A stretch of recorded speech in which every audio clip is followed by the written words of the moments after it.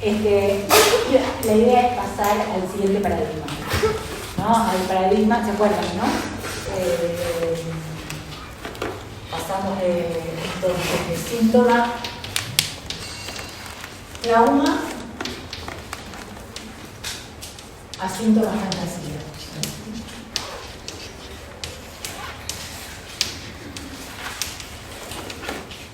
Para empezar a hablar de este pasaje, vamos a tomar lo primero que el programa nos sugiere para abordar el tema, que es la carta 69. Recuerden, ¿no?, que las cartas a Fliss tienen contenido, generalmente, donde Freud está ahí pensando, ¿no? Es como la cocina de lo que él publica después, ¿no? Como si uno dijera, bueno, metámonos en la cocina, en qué está pensando, en qué se le ocurre. Fíjense que la carta es de 1897, misma fecha, después, en realidad, que las nuevas puntualizaciones de la Constitución del 30, ¿no? 1897.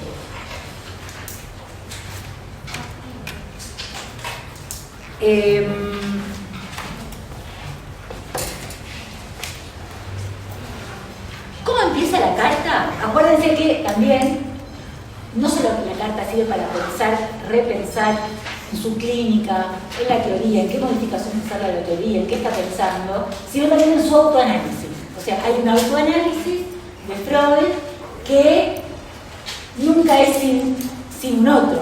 No hay un autoanálisis puro de Freud, sino que Freud es el número uno, es el primero que se analiza a sí mismo. No puede haber un analista de Freud. Freud es el primero, entonces no le queda otra que analizarse a sí mismo. Pero nunca un autoanálisis es sin dirigirle la palabra a un otro, ¿no? Entonces, ese otro, ese interlocutor para Freud es Fliss, ¿no? Entonces, Fliss hace las veces de interlocutor científico, las veces de interlocutor analítico, ¿no? Y van a ver cómo esta carta tiene los dos ingredientes, ¿no? Habla de él y de la teoría al mismo tiempo. Bueno, es una carta famosa porque generalmente se la suele citar mal. Y por citársela mal, se dice que Freud decía una cosa que no dijo, ¿no? Leo como empieza, dice: y enseguida quiero confiarte el gran secreto que poco a poco se me fue trasluciendo en las últimas semanas. Ya no creo más en mi neurótica. Ya no creo más en mi neurótica. ¿Cómo leer ya no creo más en mi neurótica? Muchos han dicho que Freud dice: ya no creo más en mis histéricas, ¿no? Todo lo escuchan así. Es de su propia neurosis. La teoría, exactamente. De hecho, uno podría decir: ¿cómo Freud va a decir que no cree en sus histéricas? ¿No? Cuando justamente fue quien el que primero junto con Charcot, obviamente, y con sus colegas, que se las tomó en serio, ¿no? Que lo que hicieron justamente fue creerles, ¿no? Fabuladoras las llamaban antes. Imaginemos que no fue eso lo que hizo Freud con las histéricas, ¿no? Dice: ya no creo más en mi neurótica, diciendo que hay algo de su teoría sobre el trauma, es decir, como causa del síntoma, en lo que ya no cree. Vamos a repasar un poquito cuáles dicen que son los motivos por los cuales ya no cree. Y fíjense que los motivos, dice, motivos de mi descreimiento. Dice que se los presenta históricamente, es interesante históricamente. Es como que primero se dio cuenta de una cosa, después vino la otra, ¿no? O sea, es un detalle que se ve que te lo voy a presentar históricamente, dice, los motivos del descreimiento. El primero grupo de motivos por los cuales ya no cree, dice que hay algo que tiene que ver con la desilusión de Freud. Una desilusión que tiene que ver con esperar que se resuelva algo que no se viene resolviendo.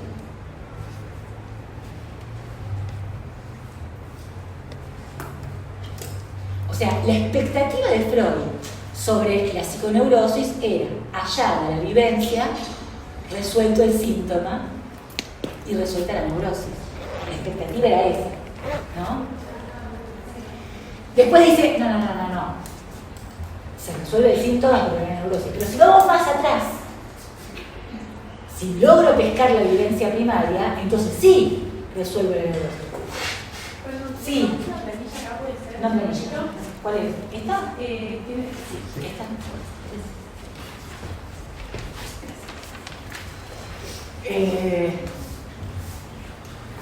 Entonces, la cuestión es, esperaba que se resuelva la neurosis y la neurosis no se resuelve, ¿no? O sea, encontraba la vivencia primaria y la neurosis tampoco se resolvía. Los análisis no acababan, no se acababan, ¿no? Continuaban, de alguna manera. Y él dice, y mi propio análisis es el que está puesto en juego también ahí, ¿no? Que no puede resolver su propio análisis, ¿no? En su primera expectativa, que era hallada la vivencia, resolver el síntoma y la neurosis. Entonces, las continuas desilusiones en los intentos de llevar mi análisis a su consumación efectiva, la deserción de la gente que durante un tiempo parecía mejor pillada, o sea, la gente se empieza a ir también. La demora del éxito pleno con que yo había contado, y la posibilidad de explicarme los éxitos parciales de otro modo, de la manera habitual. He ahí el primer grupo de motivos. Después, segundo motivo, leo. La sorpresa de que en todos los casos el padre hubiera de ser inculpado como perverso sin excluir a mi propio padre. La sorpresa de que todos los casos, padre perverso, ¿qué pasó? O sea, hay algo de esto que, de esta generalidad que se le presenta en los relatos, que le empieza a parecer poco creíble que esto haya acontecido realmente. Es decir, todos los padres perversos, mi propio padre perverso, todos los padres perversos, ¿no?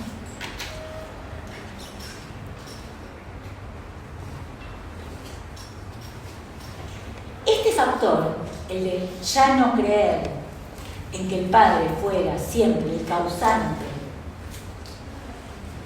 de esa intrusión de la sexualidad en la infancia, lo lleva a cambiar su teoría por lo que vamos a llamar, en lugar de una seducción sexual, Freud empezar a hablar de la sexualidad infantil en sí misma. Vamos a pasar de la vivencia sexual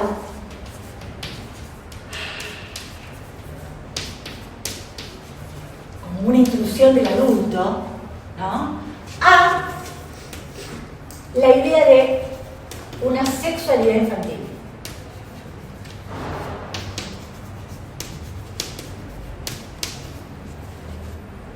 Es decir, la sexualidad en los niños no es producida por el otro, ¿no?, sino que hay una actividad autoerótica, sexual en los niños. Decir esto era bastante escandaloso.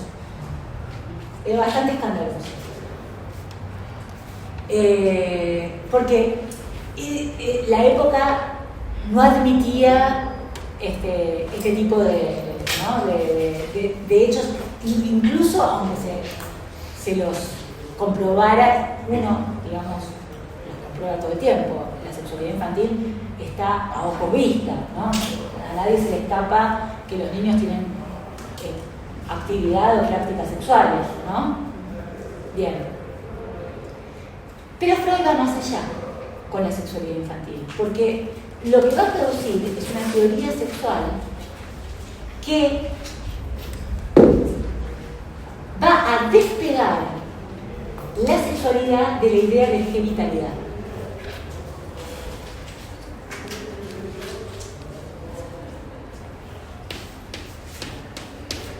No porque no haya genitalidad, porque también hay genitalidad en la infancia, pero lo que él va a ampliar es la idea de que la sexualidad se restrinja a los genitales.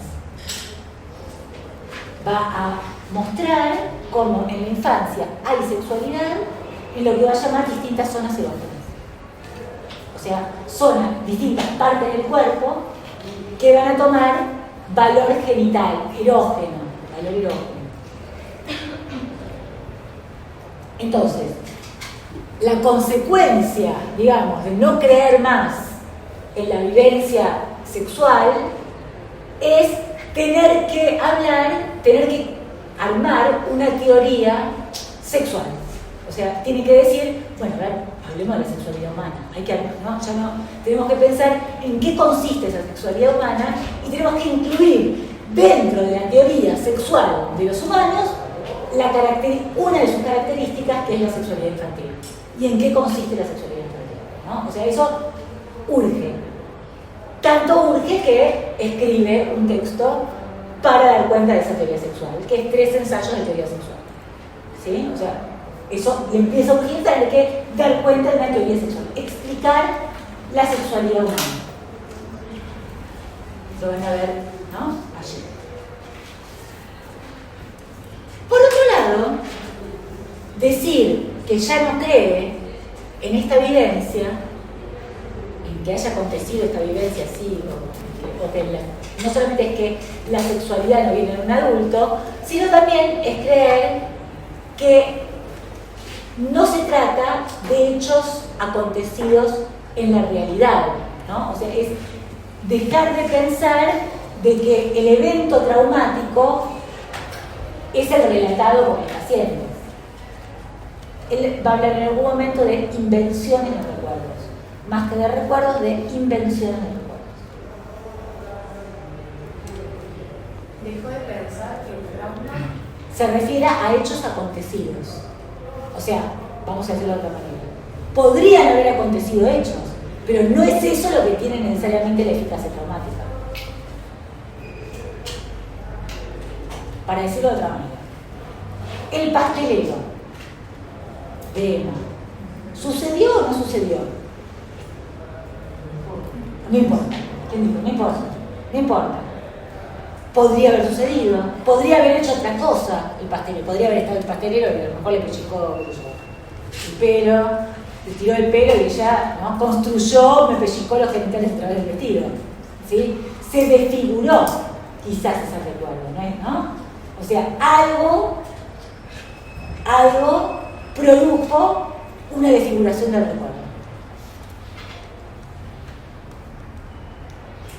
Esto él lo viene pensando ya hace en cartas anteriores. Vamos a leer algunas de las cartas anteriores y ya está en realidad pensando en las invenciones de recuerdos, las fantasías, no solo en los hechos acontecidos, sino en la fantasía, en tanto invención de recuerdos, ¿no? O sea, fantasía sobre el pasado, podemos decir, ¿no? O sea, si eso que se relata efectivamente sucedió, pues algo se inventa, ¿no? Se lo construyó a posteriori, ¿no? Bien. Por eso, digamos, este pasaje, ¿no?, tiene consecuencias no solamente en la concepción del síntoma, sino que usted necesita ubicar cuál es el estatuto de la fantasía, además de armar una teoría sexual, ¿no? Cuando digo cuál es el estatuto de la fantasía, ¿qué valor tiene la fantasía? ¿De qué está hecha y qué valor tiene? ¿No? Estas invenciones de recuerdo. Por lo tanto, ahora ya voy a llegar. Vamos por orden. Tercer grupo de motivos, tercer lugar, la intelección cierta de que en lo inconsciente no existe un signo de realidad. En lo inconsciente no existe algo que remita a la realidad. De suerte que no se puede distinguir la verdad de la ficción investida con afecto. Y subrayen esa frase con todos los colores, si quieren, con varios colores. O sea, yo tendría subrayados distintos. Está con todos. no se puede distinguir la verdad de la ficción investida con afecto. Perdón, pero esto puede repetir desde en el inconsciente. Sí. En lo inconsciente no existe un signo de realidad. De suerte que no se puede distinguir en lo inconsciente, la verdad de la ficción investida con afecto. O sea, nada en lo inconsciente es un signo de realidad. O sea, que alguien relate una ficción, hago un relato que proviene de lo inconsciente, no significa que eso esté ligado a una realidad objetiva. Sin embargo, eso no le quita su estatuto de verdad. Tiene un estatuto de verdad. No se puede distinguir la verdad de la ficción investida con afecto.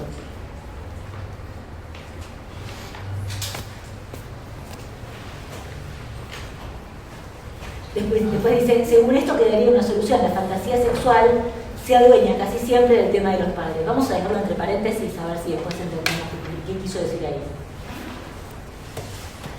En cuarto lugar, la reflexión de que en las psicosis más profundas el recuerdo inconsciente no se abre paso.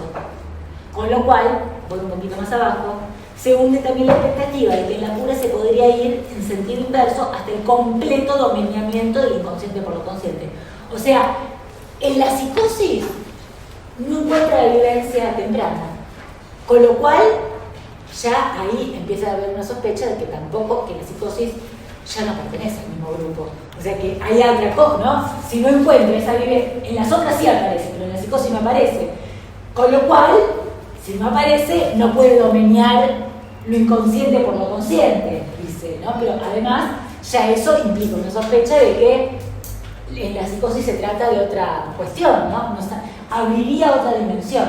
Pero todos estos motivos le hacen pensar, no creo en mi neurótica, ¿no? Es decir, en esto, ¿no?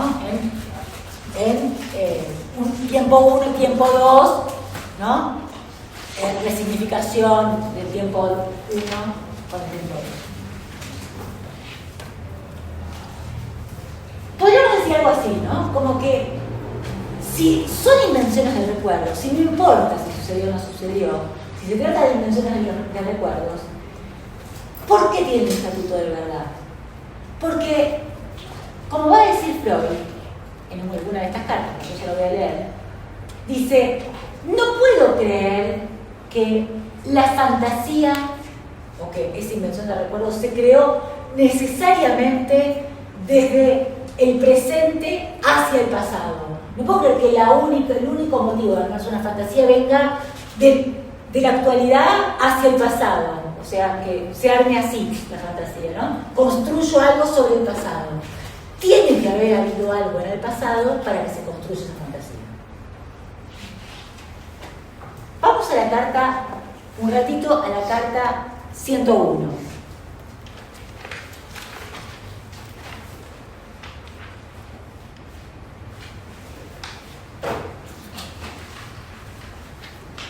Primero, dice, he conquistado un pequeño fragmento de autoanálisis y me corrobora que las fantasías son productos de épocas posteriores proyectadas hacia atrás. ¿Vieron? Lo que les acabo de decir. Se armaron después y se proyectaron hacia atrás. ¿Vieron que a veces ustedes, no sé si les pasa, que a veces ustedes me cuentan algún recuerdo de la infancia y uno dice, yo no sé si esto lo recuerdo o me lo contaron? Hay cierta percepción de que hay recuerdos inventados, ¿no? Yo no sé si me lo contaron o, en algunos casos, por ahí esa percepción, esa cosa difusa entre lo armé o pasó, no aparece, ¿no? Pasó tal cosa, podría aparecer. Pero todos tenemos alguna, ¿no? Entonces Freud dice, bueno, las fantasías son productos de épocas posteriores proyectadas hacia atrás, desde el presente respectivo hasta la primera infancia. O sea, el presente creó al pastelero, podríamos decir. También, Nachtravlich, también a posteriori, solo que lo que se crea a posteriori es el relato, digamos, ¿no? La narración, lo que sucedió como narrativa, una escena. Sigo un poquito más. Y el camino por el cual ello acontece ha resultado ser de nuevo una conexión palabra. O sea, cómo se conecta por las palabras puente, ¿no? Risa, vestido, etc. Armó la escena del pastelero, podemos decir, ¿no? Construyó la escena del pastelero. A la pregunta por lo que ocurrió en la primera infancia, la respuesta reza: nada. ¿No? Es drástico. Pero había ahí un germen de emoción sexual. Entonces, a la pregunta por lo que había en ese tiempo uno de la primera infancia, dice nada. O sea, no está la escena en el tiempo uno. Nada. No pasó nada. Nada en el sentido de el relato del que habla. Pero había ahí un germen de emoción sexual. Y entonces, la fantasía no es que se construye solo, sí, se construye con posterioridad sobre el pasado, pero se monta sobre un germen de emoción sexual. Germen de emoción sexual. ¿Qué es este germen de emoción sexual? Germen de emoción sexual. Nosotros venimos ubicando, tanto en teóricos, supongo señores también, y en prácticos, algo de lo que Freud viene diciendo sobre una cantidad que no cesa de producir displacer, ¿no? También podríamos llamarlo en algún lado cantidad excedentaria, cantidad proveniente de una fuente independiente de desprendimiento del displacer, cantidad no ligada a representantes psíquicos, cantidad que no cesa y por eso ubicamos en el síntoma la compulsión, ¿no? ¿Por qué hay compulsión en el síntoma? Porque hay una cantidad que no cesa de producir afecto displacentero, ¿no? Afecto y cantidad en este caso no serían equivalentes. Hay un afecto que no cesa o una cantidad que no cesa, ¿no? Esa cantidad también la podemos llamar impulsos sexuales, por ejemplo, ¿no? Pero lo va a llamar así.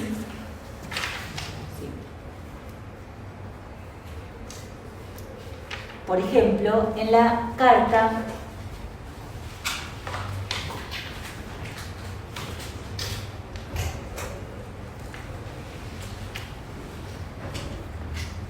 vamos a la carta 61, leo. Dice, o sea, es una carta anterior a la 69, ¿no? Anterior, unos meses antes de la carta 69. Dice, por primera vez he conseguido una vislumbre cierta sobre la estructura de Misteria. Todo desemboca en la reproducción de escenas. Unas se obtienen de manera directa y las otras siempre a través de fantasías interpuestas. Las fantasías, dice ahí, provienen de lo oído, entendido con posterioridad, ¿no? Como si la fantasía se armara con materiales del oído, pero, ¿no?, con posterioridad, dándole un sentido, vamos a decirlo así, ¿no?, a eso oído. Y desde luego son genuinas en todo su material. Son, dice, edificios protectores. Las fantasías son edificios protectores. ¿Protectores de qué? Ahora vamos a ver de qué. Sublimaciones de los hechos, dice, ¿no? O sea, protege eso, ¿no? Protege, sublima quiere decir, ¿no? Los transforma en otra cosa. Embellecimientos de ellos.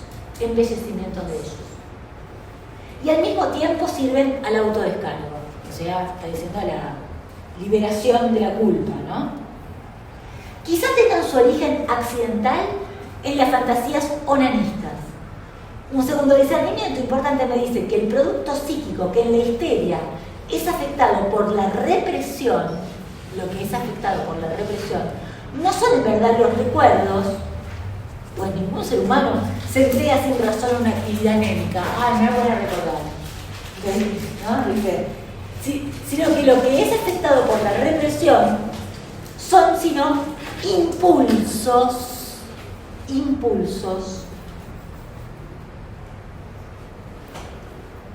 que derivan de las escenas primordiales.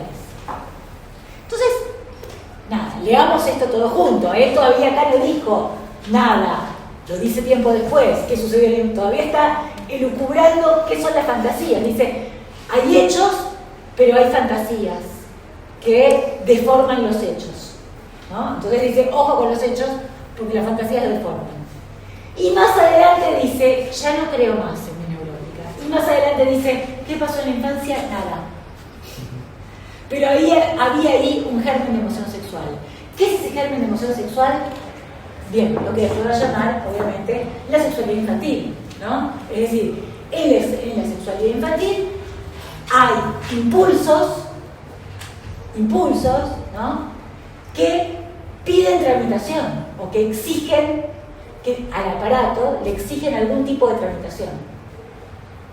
Las fantasías, entonces dice, la represión recae no tanto sobre el recuerdo, sino sobre el impulso, sobre la cantidad y no sobre el recuerdo. No es tanto lo que pasó, sino la cantidad excedentaria es el problema.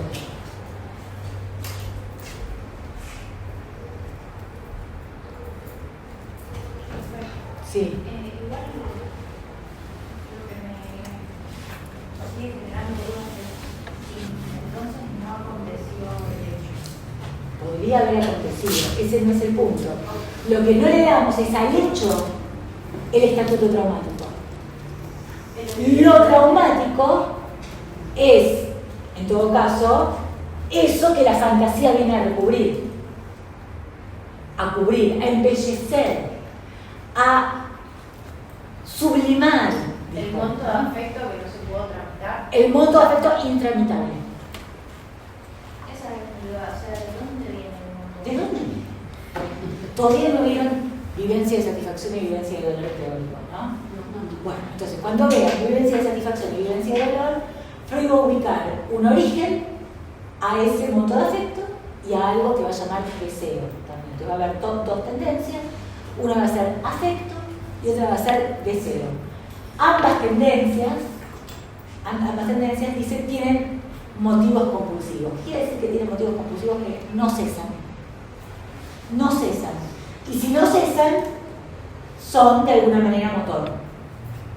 Ambas funcionan como motor del aparato. ¿Sí? ¿De dónde viene? Bueno, lo que Freud está tratando de va a ubicar es que no viene de la vivencia, sino que hay algo estructural allí. Cuando decimos algo estructural es que para todos va a ubicar un modo de armado del psiquismo con una huella inaugural que va a ser la huella de todas las huellas, ¿no? La fundadora de las huellas, del aparato de huellas, ¿no? Como si dijéramos, bueno, ¿cómo se funde el aparato de huellas? Imaginemos una huella primera que la funda, ¿no? Y a partir de ahí vienen las otras huellas. Esa huella inaugural implica una pérdida inaugural. Huella inaugural implica una pérdida inaugural. Me estoy metiendo en un lugar difícil, sin haber visto vivencia de satisfacción. Claro. ¿Cuál es la pérdida inaugural? La pérdida de que en el ser humano el deseo puede ser colmado. Lo voy a decir de otra manera. La pérdida en el ser humano de todo lo que tiene que ver con el orden de la necesidad biológica. Pérdida en el sentido de que el aparato no va a funcionar a partir de necesidades, sino a partir de otras leyes, otro régimen, que va a ser el régimen del deseo. ¿Cómo fue la pérdida en el ser humano? Del funcionamiento.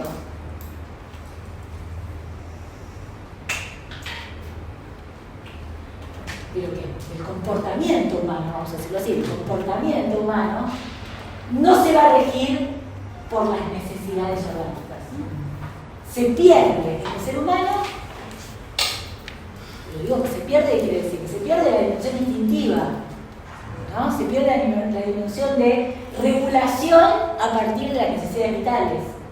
Lo que va a regir el comportamiento humano va a ser el deseo. Y ese deseo va a ser totalmente desadaptativo para la vida. Todo esto estoy spoileando porque necesito que ustedes hayan visto esto para poder hablar de fantasía. Es muy difícil hablar de fantasía. Sí, porque cambié el mundo. Sí, muy difícil. Sí.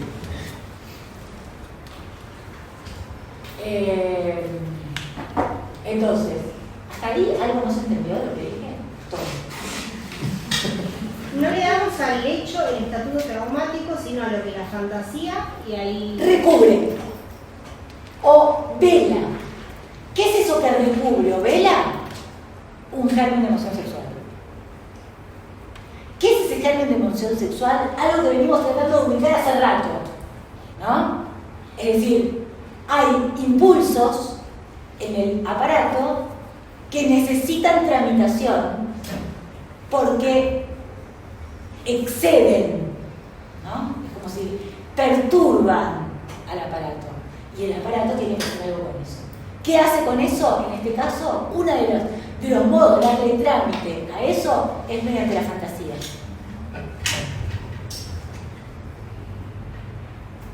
Entonces, ¿qué pasó en la infancia? Nada, pero había allí un germen de emoción sexual. ¿Qué había? Sexualidad infantil, impulsos a ser tramitados.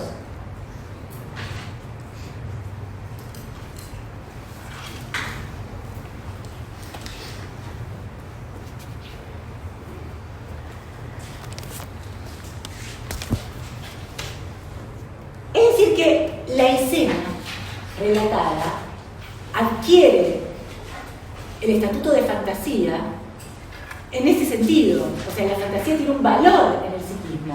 No es fabuladora y chavo. Son fábulas, son ficciones y no le damos bola.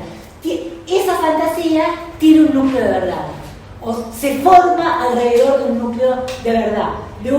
Había allí un germen de emoción sexual. Y el modo en que se arma la fantasía es algo de lo oído con posterioridad, dice, embellece, sublima, poetiza, es otra forma en la que prueba hablar de eso, poetiza sobre esa cantidad perturbante.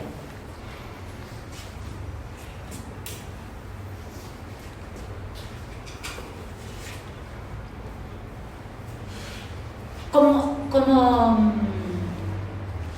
bibliografía optativa, no hace falta que la lean, les voy a contar, de este módulo, hay un texto de Eliade, Mircea Eliade, que se llama Mito y Estructura, creo. Que es interesante porque él ahí dice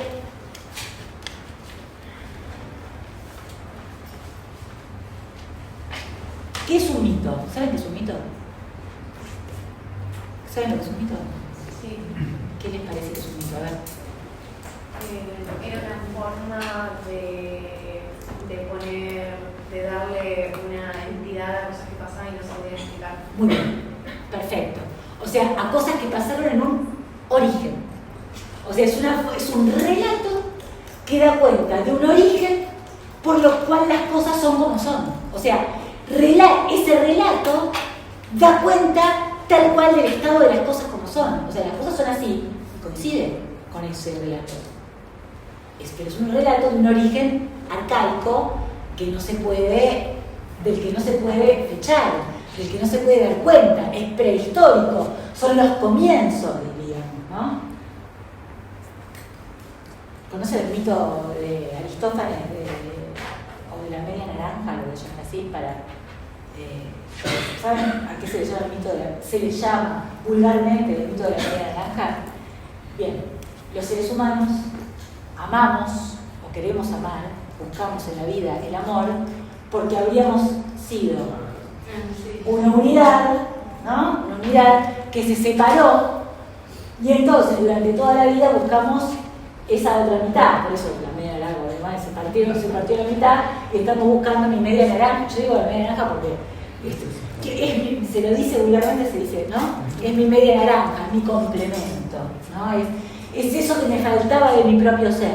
Bueno, en el banquete de Platón hay uno de los que están allí en el banquete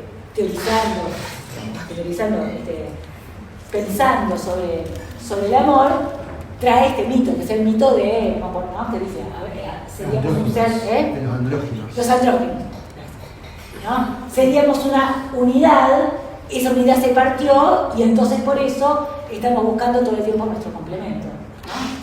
¿Se entiende? Porque es un mito, es una narrativa que explica efectivamente lo que sucede, una tendencia que nos lleva todo el tiempo a buscar nuestro complemento, eso que nos falta, eso que en el origen se habría perdido, ¿no?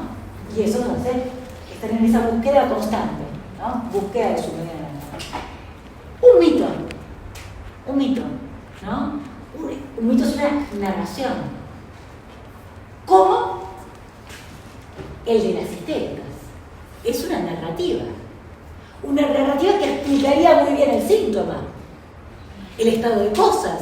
Es decir, esa narrativa tiene una cuota de verdad, porque da cuenta de algo, de que efectivamente el síntoma responde a esa fantasía, ¿no? La fantasía es una narrativa sobre ese síntoma, sobre ese modo en que sobre cómo, ¿no? Se las arregla ese sujeto con su deseo y con su, ¿no? con su defensa, con su mal arreglo, en todo caso, ¿no? Con el deseo y la defensa. Pero además se monta sobre un origen arcaico, intraducible. O sea, la narrativa se monta sobre un intraducible, que es ese germen de emoción sexual. Cuando ustedes vean Carta 52, no la vieron todavía tampoco, Carta 52, tampoco la vieron, van a ver que en la Carta 52 Freud esboza un esquema de aparato psíquico, un esquema de la memoria, que se formaría por capas sucesivas, ¿no? Como si primero se creó este sistema, después otro, hasta llegar a la conciencia, como que sería el último de los sistemas creados. Pero para que llegar una percepción, una huella que se inscribe en un sistema arcaico, no siempre se traduce o no se traduce, huellas que se inscriben en sistemas arcaicos que se formaron en los primeros tiempos, que no se pueden inscribir nunca en la conciencia. O sea, estoy resumiendo mucho la Carta 52, pero lo que dice la Carta 52 es que supone que la memoria son diferentes traducciones de un sistema al otro, y que lo que se inscribió en un primer sistema no se puede traducir. Que no se pueda traducir no quiere decir que no tenga efectos. Vamos a poner en ese intraducible el motor del aparato, o el motor, impulso, vamos a llamarlo así, esos impulsos en ese intraducible que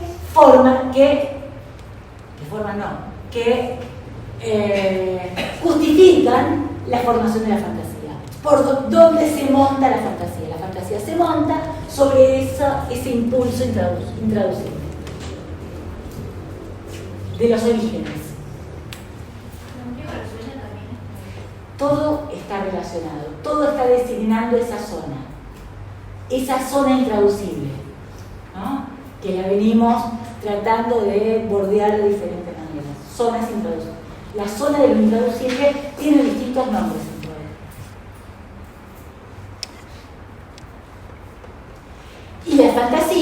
entonces, se va a constituir, vamos a ver, como una soldadura de dos elementos heterogéneos. Por un lado, la dimensión cuantitativa, es decir, lo que corresponde a los impulsos sexuales infantiles, la sexualidad infantil. Ese germen de emoción sexual infantil. Por otro, se va a formar con un deseo que Freud va a llamar, vamos a meter otro problema, edípico. ¿Qué cosa? Edípico.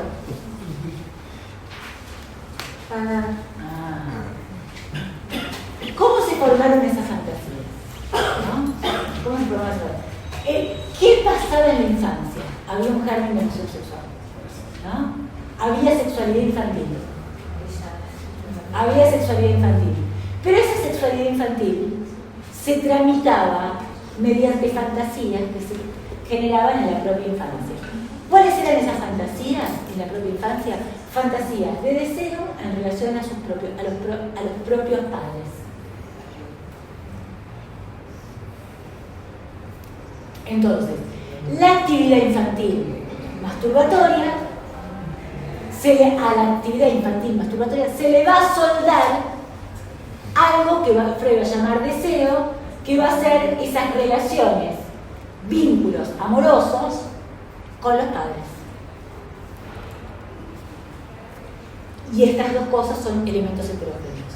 Para decir que son dos elementos heterogéneos necesitamos diferenciar estas dos dimensiones: afecto y deseo. Por un lado tenemos el afecto más deseo. Son dos dimensiones distintas. Una va a tener que ver con el orden de la cantidad, otra va a tener que ver con el orden de las huellas. De las huellas en la memoria. Fíjense lo que dice Freud en esta carta que le leí así. Es difícil que la defensa actúe contra el recuerdo. Más bien creo que la represión actúa contra el impulso. ¿Se sigue? ¿Me entienden? ¿No? Recordemos, vuelvo a la teoría de la defensa. Bueno, decíamos que teníamos una representación cargada de afecto. Investiga con afecto, ¿sí? ¿Estamos de acuerdo con esto? ¿Qué hacía la defensa?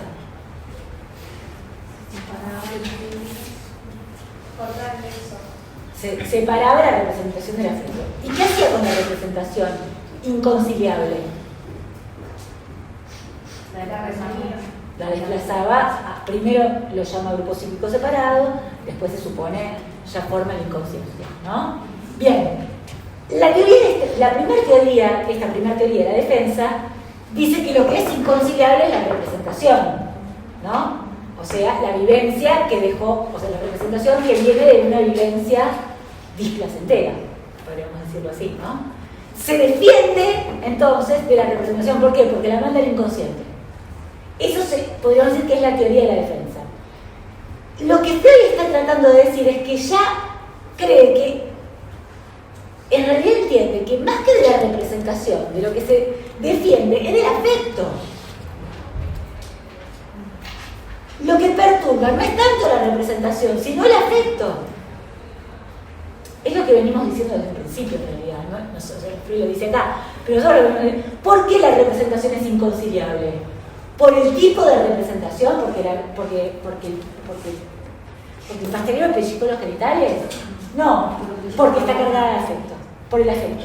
Esto lo venimos diciendo hace rato nosotros, pero ¿no? O sea, lo inconciliable en realidad es la vestidura de lo insoportable en el sentido de la cantidad.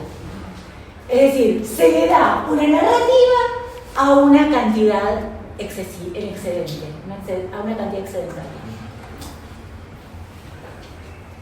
Con lo cual, eso que relatan las pacientes son fantasías, invenciones de recuerdos, ¿sí?, que se montan para defenderse de la propia práctica sexual infantil, de esos impulsos infantiles. es decir, intolerables, ¿no? ¿Intolerables por qué? Porque posteriormente van a devenir prohibidos. Entonces sí, ¿se acuerdan que decíamos la moral? Claro, la moral va a tener un lugar. Esas fantasías de deseo que se arman en la infancia van a pasar a ser inconscientes. ¿Por qué? Porque van a ser inconciliables con, ¿no? Con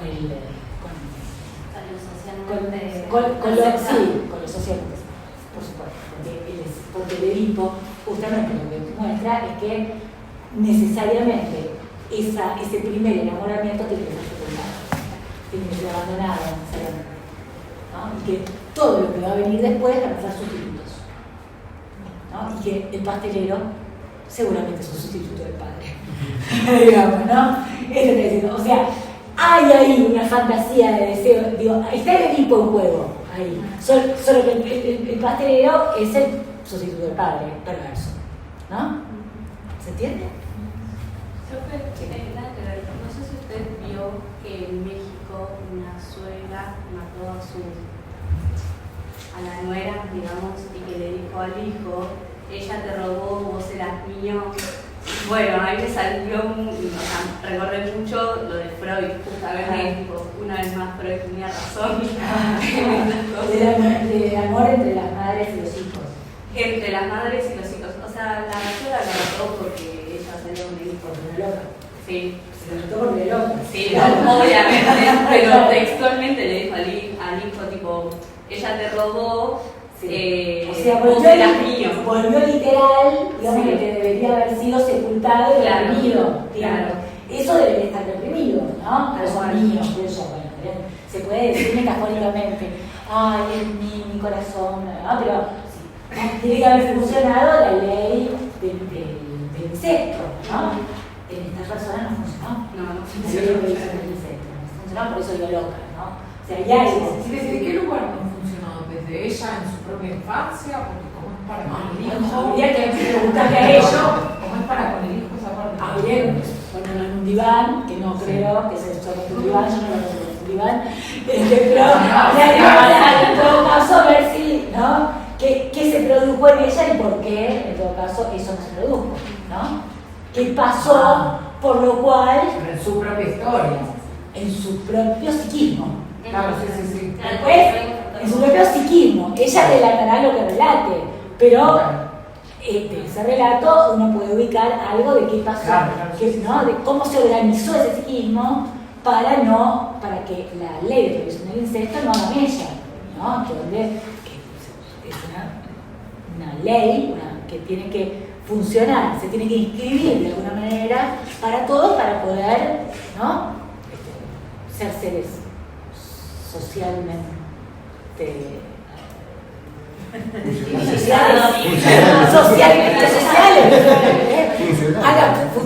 adaptados a la sociedad, ¿no? Tener vínculos sociales, ¿no? O sea, necesariamente para que haya vínculos sociales necesitamos que se inscriba esa ley. Ya lo vamos a ver, ¿no? Ya lo vamos a ver. Estamos en otros momentos, ¿sí? Pero ya lo vamos a ver. Pero lo que quiero decir es, la fantasía entonces se va a armar con una soldadura de dos elementos heterogéneos. Uno está hecho de añorar huellas, añoranza de huellas. Y el otro está hecho de cantidad. En la fantasía hay una añoranza, ¿no? Hay un deseo, una fantasía de deseo vinculada al Edipo, el padre o sustituto, que se arma alrededor de el germen de emoción sexual, la dimensión afecto, la dimensión cuantitativa. Son heterogéneos pero están hechos de otra cosa, ¿se entiende? Como cuando hablamos, cuando dimos la hipótesis auxiliar en la neuropsicosis de defensa, sí, está bien, la representación se separa del afecto, pero tiene que existir algo del orden de la cantidad que carga, recorre las representaciones, ¿no? Como leería una cantidad eléctrica por la superficie de los cuerpos. Tenemos dos, ¿no? Dos elementos heterogéneos, representación y efecto. ¿Sí? Cuando decimos representación decimos huella, cargada o no cargada. Esto es anterior a Freud.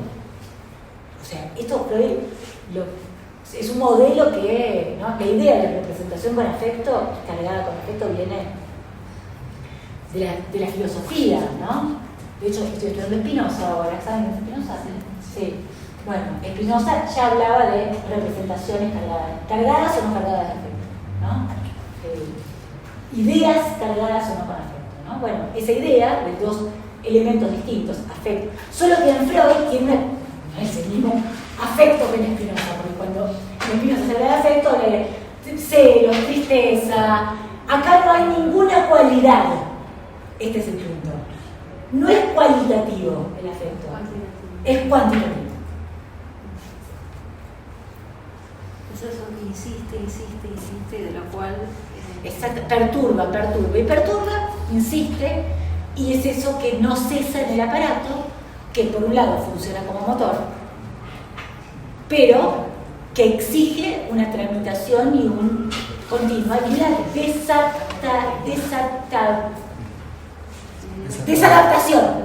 desadaptación del ser humano a su medio, a su vida, a sus necesidades orgánicas. Sí. Hay algo que no entiendo del complejo de Edipo, no es tan pero como en realidad, pero me van a tener la psicología, sobre el lado de la mujer, el trauma de la falta de falo. Bueno, si yo veo ahora, tenemos que pasar por muchos lugares anteriores, ¿no? Lo único que voy a decir ahora, solo para decirte algo, porque no te quiero dejar tan sin nada, hay que pensar que en Freud falo no quiere decir pene. O sea que el concepto falo no hay que asimilarlo a pene. No, es lo único que te voy a decir. Todo lo demás lo vamos a ver. ¿Sí? Bueno, a ver, una cuestión más. No, bueno, les iba a contar lo que decía Elíade, que me parecía interesante. Fíjense lo que dice Elíade, no para que lo copien, solo como curiosidad, ¿no? El mito cuenta una historia sagrada.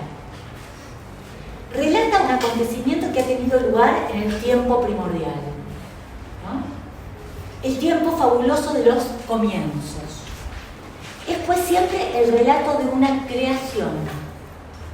Se narra cómo algo ha sido producido, cómo ha comenzado a ser. El mito no habla de lo que ha sucedido realmente, de lo que se ha manifestado plenamente.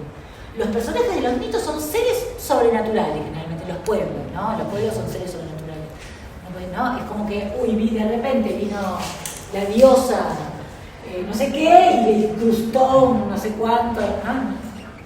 Y entonces a partir de ahí pasó tal cosa, ¿no? Generalmente esos comienzos son seres sobrenaturales. Si tuviéramos que asimilar la teoría de Freud, ¿no?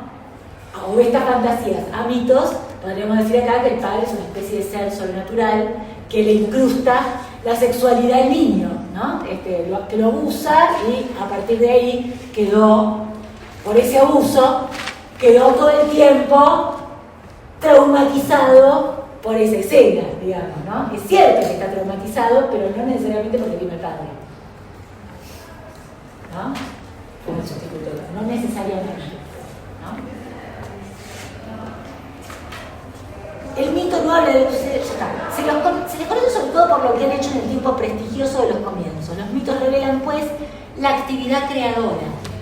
Igual que la fantasía, es una actividad creadora. Y desvelan la sacralidad o simplemente la sobrenaturalidad de sus obras. El mito se considera como una historia sagrada y, por tanto, una historia verdadera. O sea, lo que hace Elíade es darle el carácter de verdad también al mito. Es verdadero porque da cuenta de cómo las cosas son, puesto que se refiere siempre a realidades. Se refiere a cómo las cosas son, ¿no? Es decir, efectivamente, no es que, vean, el pastelero no la pellizcó, no importa, ¿no? Pero alguna verdad ¿no? Hay, aunque sea desfigurada, alguna verdad hay en esa fantasía, ¿no? Tiene un núcleo de verdad, que es, por lo menos, alguna manera de protegerse de los propios impulsos, ¿no?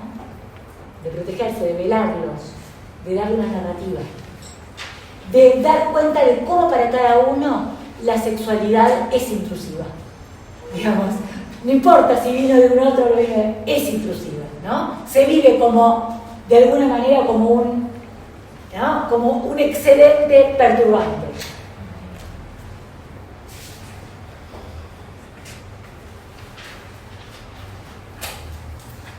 Lo voy a decir de otra forma. Intrusiva en qué punto. Allí el yo no gobierna. Está claro eso, ¿no? Que el yo no gobierna. Que la sexualidad impone a alguien algo que no domina, ¿no? Algo que el yo no domina.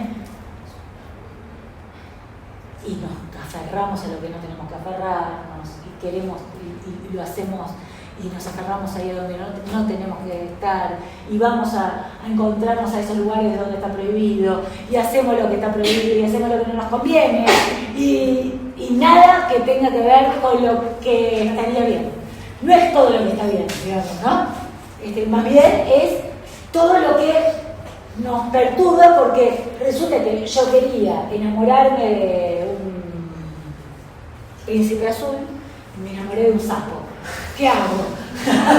¿No? Pero mi mamá quería que me enamore del príncipe azul con plata y que tenga una camioneta, y resulta que es un pobretón, y me gusta ese, ¿no? Y resulta, ¿no? Digo, nada de eso está dominado, ¿no? Ni por la conciencia, ni por el yo. Nos perturban los ideales, nos perturba en nuestra idea de nosotros mismos, ¿no? Pero es eso lo que determina, de alguna manera. La sexualidad determina de algún modo, ¿no? Bueno, esto solo como para entrar en por qué, cuando digo sexualidad, digo perturbadora, ¿no? Pero como la sexualidad no es placentera, sí, por supuesto que sí, pero no es solo placentera, ¿no? Hay algo ahí que se vive como exterioridad. ¿Es perturbadora por lo que no se puede tramitar en tu cuerpo y también porque justamente yo no domina? Exacto, porque es perturbadora justamente porque da cuenta de que el yo no domina. El yo es totalmente impotente frente o impotente, vamos a decirlo de otra manera. Crea una fantasía, se defiende, arma una fantasía, arma un síntoma, no es el yo, ¿no? O sea, el yo se defiende y entonces se arma un síntoma, ¿se entiende? ¿No? El yo hace lo que puede, ¿no? O la conciencia o el sistema hace algo con eso, pero está claro que perturba, que aparece como que al ser humano la sexualidad le aparece como una exterioridad en ese sentido. Porque no la podemos dominar. Porque lo excede, claro, porque lo excede. Algo me puede decir, es más allá de mí. Algo ajeno. Es ajeno, exactamente, es ajeno. Claro, se me hace que dificulta pensar. Para el varón, es muy íntimo para uno también. Es perfecto lo que dijiste, vamos a decirlo de otra manera. Es un íntimo exterior. Tan íntimo y tan exterior a la vez. Perfecto. Y hablando de falo, para los varones es muy evidente tener que luchar con esto, porque encima tienen que lucharlo a nivel del cuerpo, ¿no? Siempre donde, y sobre todo cuando son chicos, digamos, ¿no? Siempre ahí donde no se tiene que notar, ¿no? O sea, vergüenza, tener que ponerse una carpeta, lo que sea, porque se revele, ¿no? Eso, y de hecho le ponen nombre, ¿o no? ¿No? ¿Por qué? ¿Por qué le ponen nombre? Actúa, ¿no? Hace lo que quiere, ¿no? Hace lo que se le canta, ¿no? O sea, no quiero ser grosero. Sí, no hay dominio. Me dominio, digo, ahí es muy evidente. Para las mujeres, eso mismo, no hay algo tan evidente en el cuerpo, pero bueno, eso no Los nervios. ¿no? ¿Eh? Los nervios. Claro, los nervios, tal cual. Ponerse colorada, ¿no? Algo de eso, ¿no? Le dijeron, bueno, en ese sentido uno podría decir la sexualidad perturba. Pero no entiendo por qué lo de decir exterior, o sea, parece como quitarse la responsabilidad. No, claro, no, está bien lo que decís. No, exterior sería que se le presenta como ajeno, ¿no? Se presenta como ajeno. Después, la responsabilidad se asume sobre eso. ¿Qué quiere decir asumir la responsabilidad? No es el yo, en todo caso está esto que se hace con él, o sea, ser, en todo caso, admitirlo o no admitirlo y cómo. En eso va a consistir la responsabilidad. Admitirlo o no admitirlo, porque no admitirlo es no hacerse responsable. ¿No?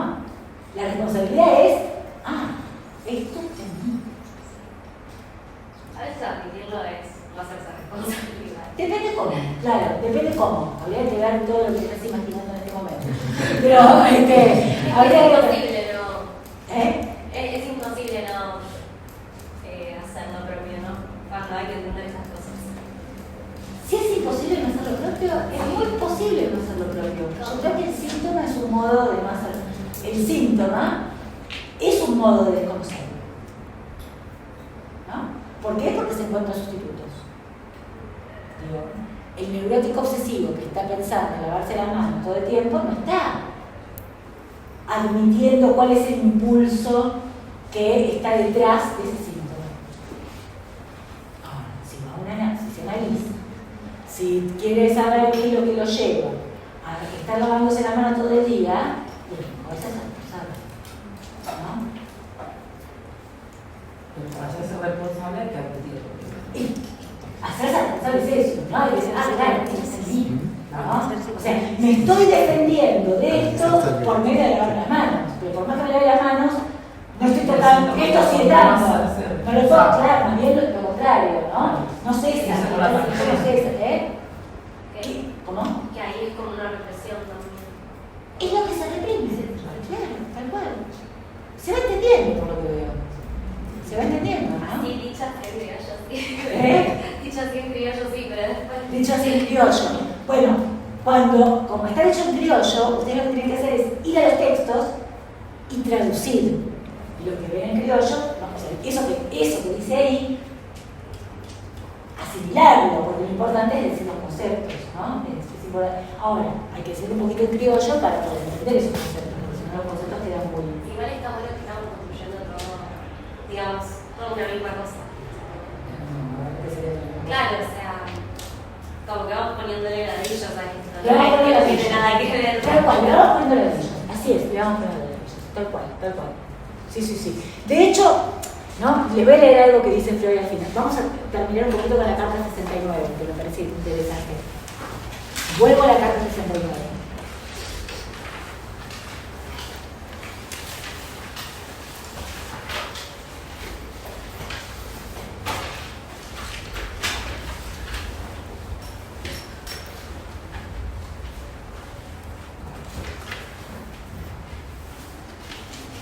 Dice Freud, en la página 302. Todo ello, todos los motivos que había dicho, me predispuso a una doble renuncia. Una, a la solución cabal de una neurosis. O sea que no es que accediendo a la vivencia se acaba. No, porque lo que Freud está tratando de ubicar entonces va a ser ya no un trauma acontecido, sino lo voy a llamar así ahora, lo traumático para el ser humano. Lo traumático, ¿no? Lo que funciona traumatizando a lo humano, ¿no? Lo que va a traumatizar. Entonces, si hay algo traumático estructural, ya no se puede pensar en que se va a resolver acabadamente la neurosis. Solo se podía pensar si uno pensaba que accediendo a la primera vivencia, la que traumatiza, entonces se resuelve. Pero si ahora está lo traumático, vamos a llamarlo así, ¿no? Lo que traumatiza, ya no vamos a resolverlo, ¿no? y la otra renuncia es al conocimiento cierto de su etiología en la infancia. Ahora no sé dónde estoy, le dice, no sé dónde estoy. O sea, estoy mareado, me está diciendo a Fliss, no sé dónde estoy. Pues no he alcanzado la inteligencia teórica de la represión y su juego de fuerzas. Parece de nuevo discutible que solo vivencias posteriores den el envión a fantasías que se remontan a la infancia. Recordemos, es discutible que solo vivencias posteriores. En la carta 101, ¿qué dice? ¿Qué pasó en la infancia? Nada, un germen de emoción sexual. ¿Me sigue la lógica del razonamiento? Primero dice, ¿pasó algo? Que funcionó, primer teoría, funcionó algo como predisposición y esto lo que hace es despertar la huella. Esa es la primera teoría. Después se empieza a decir, me parece que acá no aconteció esto, pero no sé dónde estoy parado. Si no aconteció, ¿dónde estoy parado? ¿No? Entonces dice, me parece discutible que la fantasía solamente se haya formado con elementos del después hacia atrás. ¿Qué pasó acá? Se sigue preguntando. ¿Y qué se contesta? Nada. Pero había allí un germen de emoción sexual, ¿no? Sería ese el recorrido.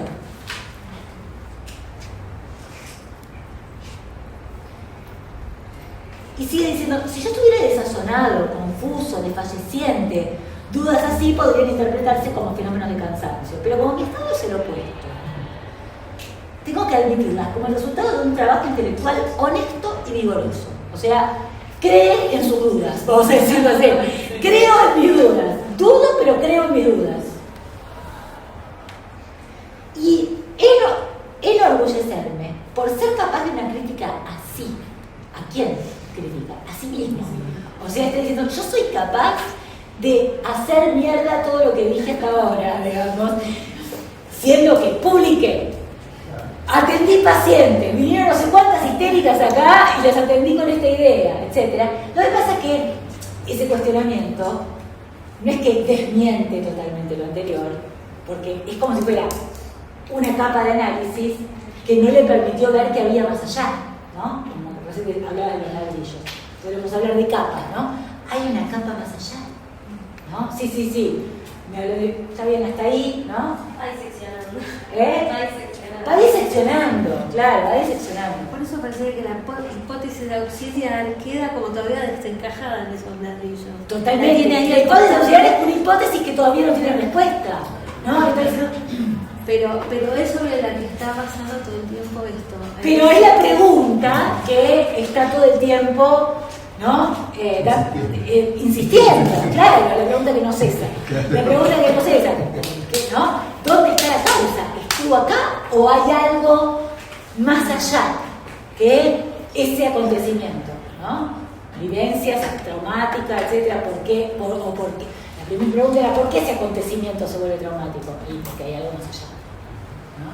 Eso es traumático. Entonces, bueno, nada. Enorgullecerme por ser capaz de una crítica así luego de semejante profundización. Y si estas dudas no fuesen sino un episodio en el progreso hacia un conocimiento interior, bien, y Freud es la postura ética de Freud, lo que está en juego acá, ¿no? O sea, no tomarse en serio los obstáculos, tirar del violín del obstáculo, ¿no? Si está desilusionado, ahí no viene el éxito, la cosa no sale, es, bueno, tiremos de este obstáculo para ver qué hay más allá. Quiero saber más sobre esto, no, bueno, no, hay algo ahí de cierta posición ética de Freud totalmente valiente, hablando de responsabilidad, ¿no? Si hay algo que en Freud está presente es la responsabilidad por lo que él se propone hallar, ¿no? La responsabilidad de su investigación, o vamos a llamarlo de otra manera, su pasión por la causa. Él va a ir hasta el fondo a ubicar cuál es la causa, porque es esta pasión por la causa lo que le permite avanzar estas capas de cebolla, ¿no? Avanzar, ir un poco más, no se conforma con esto, no se conforma para nada, ¿no? Ni ahí se conforma, una palabra de eso. Ni ahí se decía. A ver, ¿cómo se dice ahora? No sé. Ni ahí. ¿Eh? Esta obsesión. Claro, pero bueno, ahora no sé cómo se dice. Bueno, nada, me parece que esa carta es muy, por eso la riqueza de esta carta, ¿no? O sea, tiene algo en la posición, habla de la posición de Freud, habla del autoanálisis, habla del cambio de paradigma, nosotros llamamos paradigma, por supuesto, no dice cambio de paradigma, pero efectivamente se produce un vuelco que lo va a llevar a producir lo que viene después, ¿no?